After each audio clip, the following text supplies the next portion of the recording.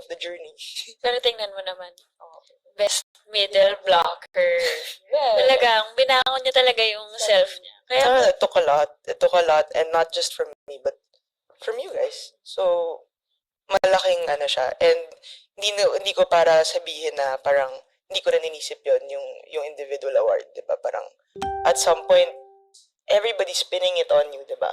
Parang, may ka lang dyan parang overhyped ka, ganyan. All of those narratives, sasakupin mo, either you're gonna embrace it, how are you gonna get up from that expectation? Because there is a chance that I never achieve it.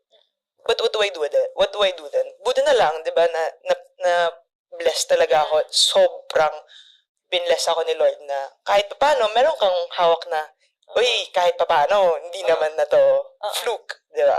Sobrang sad ko that day na talo tayo, pero naging special din siya kasi kahit paano may concrete validation of lahat ng pinagdaanan ko.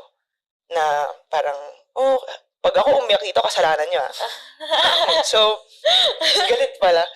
Kahit pa parang malagpasan ko na yung phase na yun na parang I keep trying to prove myself. The game has evolved. And before, it was really enough for me to be an attacker. But the game has evolved so much that blocking, even in the women's game, has become so big. And that was always my weakest link, if you would remember. Part of the journey.